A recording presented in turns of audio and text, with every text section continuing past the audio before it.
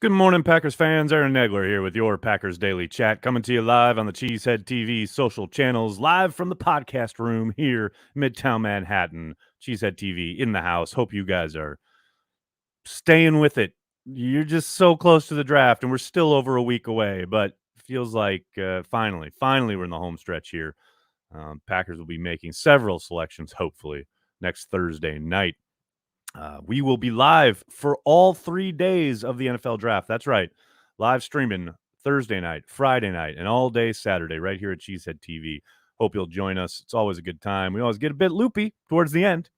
You never know when Corey Banky might go on a rant. Don't want to miss that. So, Patreon members, as I've told you before, I've met many of you at Happy Hour. We'll be sending out the information next week. If you are a Patreon member, you can join us live on the Zoom Hangout. We'll have several special guests on Thursday night, both current and former players, some media members. It's going to be a lot of fun. I hope you guys can join us. Good morning to everybody in the comments. Good to see everybody. Len BB, what's up, man? Big B is here. What's up, Big B? How you doing? New York Cheesehead, always good to see you. Aaron Harper, good morning. Thanks for watching on Facebook. Appreciate you. John, happy Tuesday. It's up this morning and, took my shower, started making my breakfast, had my coffee, and I really kind of felt like it's Thursday. It's absolutely Thursday. And then I had the realization that it is Tuesday. These weeks are too long. Just get this draft here already. I can't handle this. It's too much. Oz is here. What's up, Oz? Oz is here from Colorado, of course, land of really good beer. Shadid, what's up? How are you? Good to see you. Let me see. Trust Packers front office. Hope they have a plan. Well, Brent, of course they have a plan, but things will change rapidly once the clock starts and teams start selecting guys on the draft. That's what happens. You got to be able to adjust. Everybody's got plans, plural, but you got to be nimble and you got to be able to react and you got to be able to adjust. That is a big part of it. Ed, thanks for the super chat. So, do you think it'll rain? It rained last night. Let me tell you, it was a storm here in New York. Rain was banging against my windows. But yes, eventually it will rain. William, thank you for the super chat. What excites me about the draft is adding new Packers. Forget the names. They will be Packers. I mean, obviously you love the journey for each of these young men, the realization of a lifelong dream. And yes, absolutely, 1,000%. That is my kind of the whole reason I get so invested during the draft. Like you guys know, lead up to the draft, I'm not much of a draft Nick. But once these guys become Green Bay Packers, I am all in 100%. So I'm with you in that regard, William. No question about it. Jeff, what's up, buddy? Per the Cheesehead TV article yesterday, if Green Bay did trade Love on draft day, are you sold on Benkert for number 2? I love the idea of Kurt competing for the job. Certainly don't think he should be handed it if they do end up trading Jordan, but is he up for that challenge? Absolutely. You certainly saw enough last summer to suggest that if he were afforded the opportunity, and I don't think that will happen while Jordan's in town, but if for whatever reason somebody came along and wanted to offer the Packers something they couldn't resist for Jordan Love and they did move him, I do not doubt for a moment that they would turn around and look for a veteran to sign, to come in and at least compete for the backup spot. But I do not think Kurt would go quietly into that good night.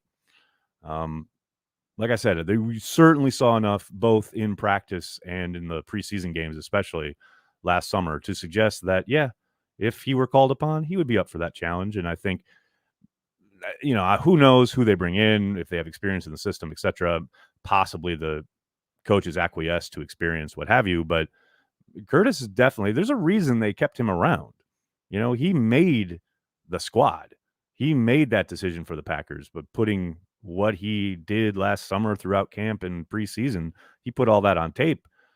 Yeah, he certainly showed that he belonged, So, yeah, no doubt about it. Absolutely. If Jordan, for whatever reason, did get traded, say, a draft weekend, I do not doubt for a moment that Benkert would be in the competition, so to speak. And I think there's a good chance he'd win that competition. No doubt about it. What else we got here, folks? Need another veteran wideout, says Claude Holmes. Need is a strong word. I think there's a good chance they acquire another veteran, but I don't think need is correct. I think there's no doubt that they'll be keeping their eyes and ears open and making calls, possible trade, maybe another free agent acquisition. There's no doubt that they'll continue to add to that part of the roster, but need is a strong word. What else we got here, folks? Why would anyone want Love with a sample shown? No, because they like the upside. He's young. I mean, what is he? He's 2 months younger than one of the premier quarterbacks in this year's draft.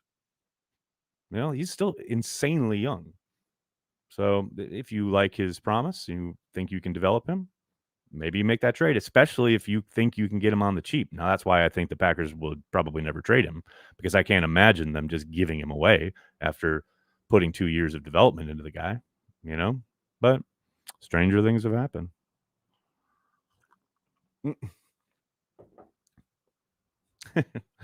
TKM, what's up? Okay, you opened the door. I didn't open the door. Someone asked me the question and I answered it. I opened no doors here. If Jordan Love gets traded, who is the vet QB we bring in? Like McMahon backing up QB4, puppy food fund. Thanks, TKM. No, Blake Bortles. I don't know. No idea. Maybe they trade for Jimmy Garoppolo. No clue. Have at it. Have fun in the comments. Aaron, what's up, man? Thanks to the super chat. If Seattle would give number 9 for Jordan Love, would you? Number 9 overall? Yes, in a heartbeat. But Seattle would never do that. But yeah. Yes, no question. Andrew, thanks to the super chat. Favorite beer to eliminate beers on game day, 8+ beers, and favorite beer to just chill and relax with. There's a lot going on in that question, Andrew. Favorite beer to eliminate beers on game day. So you mean like what do I drink like during the games or during the watch parties? Well, Corey chastised me early 2 years ago, early in the season, because I was like downing Dale's Pale Ale, and unsurprisingly, by the fourth quarter, I was absolutely gone. So then he was like, "You got to start mixing in some water," and then it became, "Why don't you start drinking like a little less potent beer?" Blah blah blah. So now it's whatever lightweight fare on game day. That I am drinking like 8 to 10 beers. Like it'll be like a Pabst, or a Miller Lite, something that I can just it's like water essentially, right? But chilling, relaxing with is definitely Dale's Pale Ale. And by the way, I tried. I don't know. You probably saw on my Insta. I tried the double Dale's whole, the 9%er. Whoo, baby! More than one of those is a problem. Like just the one was fun, but man, I recommend trying it. But a regular Dale's Pale Ale is where it's at. That is my go-to. And I see already Dennis is a Spotted Cow. I would love if Spotted Cow was available in New York. I'd drown in that stuff. I certainly do when I'm in Wisconsin. But yeah, when I'm in New York, it's just unavailable. Nothing that can be done. Hams. I love a good Hams. Popeyes. That's a great hot summer day beer. No question about it. 8 to 10 Pabst Krista. Yeah, absolutely. PBR, baby. It's a blue ribbon. It's a committee. So if the Packers find all the Infinity Stones, do they erase the best teams in the NFL and beat the worst teams in the league to win the Super Bowl? Or by erasing the best teams, do they erase themselves? LOL. Man, that's number one Packer fan. You just went down a rabbit hole there. I would suspect they'd have to, eliminate themselves in that scenario, wouldn't they? If they are one of the contenders, which they are. So then we'd get like a battle royale for Super Bowl supremacy with like the Jacksonville Jaguars and the New York Jets trying to get to the AFC Championship game. God help us. Stroh's my first ever beer. Wow, Mike, that's a throwback right there. I haven't had a Stroh's in a long time. You can tell. Okay, you can tell. Like everyone's ready for the draft. Like we've said all we can possibly say about it. Like anything we can talk about when it comes to the Packers last season. Like everyone's ready for the draft to be here because I'm getting questions like this from Rick on Facebook. Who would you rather be on a deserted island with, Leia or Ray? Like what? And the answer is obviously Princess Leia. Come on. When is the Obi-Wan series coming? Can't wait. See, this is what I'm talking about. It's all Star Wars up in here. It's late May 27th, or they moved it back, I think, a couple days because they're doing 2 shows at once for the premiere. So I think it's the 29th. Somewhere late May. I know that.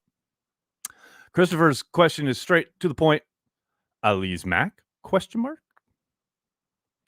Probably not. Question mark? There's my answer. Packer fan. I'm so bored right now. You mean right now during this stream you're so bored? Are you not entertained? Please, what do I got to do? Hold on. What do I got to do?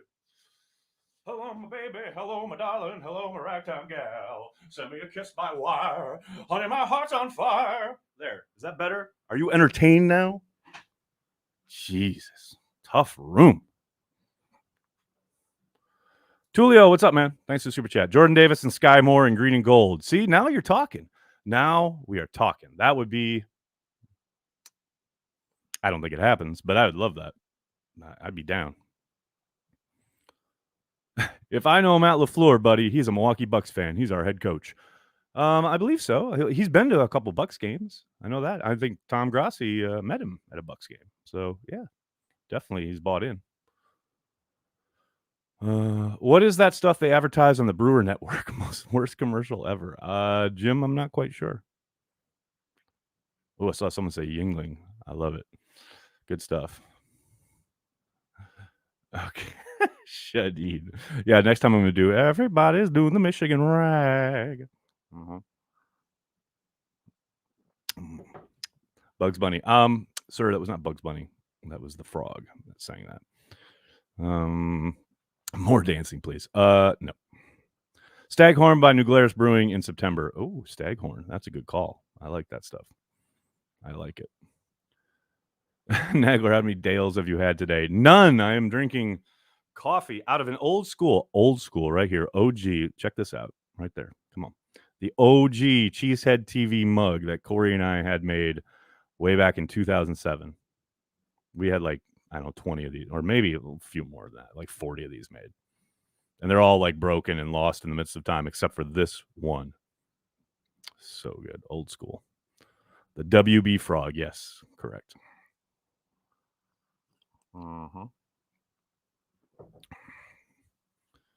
You dance like a white boy. That's an old school dance. Hello. My goodness, people. What else we got?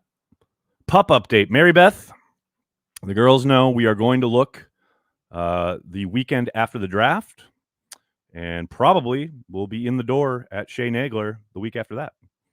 So be prepared. Aaron Murphy, thanks for the super chat. No, I have not. I've not looked at Justin Ross from Clemson. I've barely looked at like 30 guys, maybe. He's not one of them. Ed, what's up, man? That was funny, your song and dance. Next time, do it on rollerblades. Oh, no, I choose life. No, that would definitely destroy me. Tunyon not relying on speed hopefully aids his comeback. That's an interesting kind of way of looking at it, I suppose. I mean, is he a speed merchant? No, but, explosiveness and quick twitch, that's all stuff that he relies on. And you never really know when guys are coming back from, significant injury, how much different they're going to be. Are they going to lack that explosiveness? I mean, his ability to get open is certainly reliant on his athleticism, and some of that certainly will be affected. Hopefully, he's able to hit the ground running. But yeah, it's always tricky, man. It's always, you never really know until you get to see them out there and moving around and hopefully picking up where he left off, and that's the hope. But long way to go there. Ooh, Brenton, that's a good question. Who are your top NFC contenders next year? Well, it's, you just go by the quarterbacks, really. I mean, you got to put Tampa in there, and you got to put the Packers in there. Yeah, man, after that, I think Dallas will be, just because, I know we all like to make fun of Dallas and et cetera, but they're a good squad. They're talented as hell. Dak is, I think, still somewhat underrated as a quarterback. Yeah, and then the NFC West, you think they'll just beat up on each other probably. Although, it's funny with Russell Wilson being traded out of the conference, it kind of seemingly it feels like it opens things up, right? I think the 49ers will still be right there. I don't think it really matters who's at quarterback when Kyle's calling plays, as long as they stay relatively healthy. But I think that's the mix, really. You know, I mean, outside of that, what do you think? The Giants are going to jump up?